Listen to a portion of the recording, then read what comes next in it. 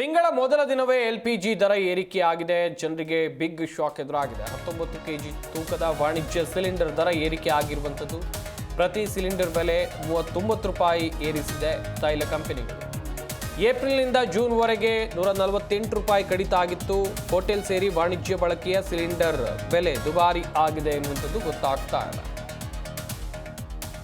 ಹಾಗೆಯೇ ಗಮನಿಸಬೇಕಾದಂಥ ಅಂಶ, ತಿಂಗಳ ಮೊದಲ ದಿನವೇ ಸೆಪ್ಟೆಂಬರ್ 1ನೇ ತಾರೀಕು ಇವತ್ತು LPG ದರ ಏರಿಕೆ ಆಗಿದೆ. 19 kg ತೂಕದ ವಾಣಿಜ್ಯ ಸಿಲಿಂಡರ್, ಕಮರ್ಷಿಯಲ್ ಗ್ಯಾಸ್ ಅಂತ ಏನು ಕರಿತೀವಿ ನಾವು, ಅದರ ಬೆಲೆ 39 ರೂಪಾಯಿ ಏರಿಕೆ ಆಗಿದೆ. ಏಪ್ರಿಲ್ನಿಂದ ಜೂನ್ವರೆಗೆ ಗಮನಿಸ್ತಾ ಹೋಗೋದಾದರೆ 148 ರೂಪಾಯಿ ಕಡಿತ ಆಗಿತ್ತು. ಆ ಸಂದರ್ಭದಲ್ಲಿ ಎಲೆಕ್ಷನ್ ಕೂಡ ಇತ್ತು. ಈಗ ಎಲೆಕ್ಷನ್ ಏನಿಲ್ಲ, ಮುಗಿದೋಗಿದೆ.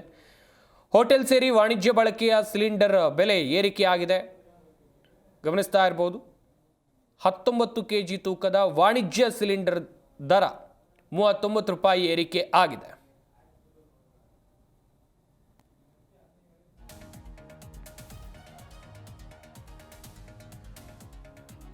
ಏಪ್ರಿಲ್ನಿಂದ ಜೂನ್ವರೆಗೆ ಗಮನಿಸ್ತಾ ಹೋಗೋದಾದರೆ 148 ರೂಪಾಯಿ ಕಡಿತ ಆಗಿತ್ತು. ಏಪ್ರಿಲ್ನಲ್ಲಿ ಎಲೆಕ್ಷನ್ ಬಂದಿತ್ತು.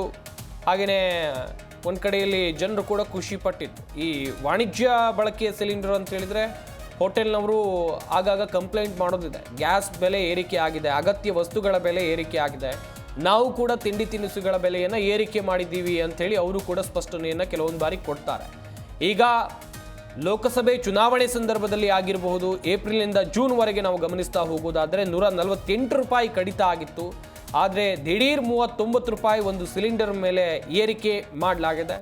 ಈ ಮೂಲಕ ವಾಣಿಜ್ಯ ಸಿಲಿಂಡರನ್ನು ಯಾರೆಲ್ಲ ಬಳಕೆ ಮಾಡ್ತಾರೆ ಅವರಿಗೆ ಒಂದು ನಿಟ್ಟಿನಲ್ಲಿ ತಿಂಗಳ ಆರಂಭದಲ್ಲೇ ಶಾಕ್ ಎದುರಾದಂತೆ ಆಗಿದೆ.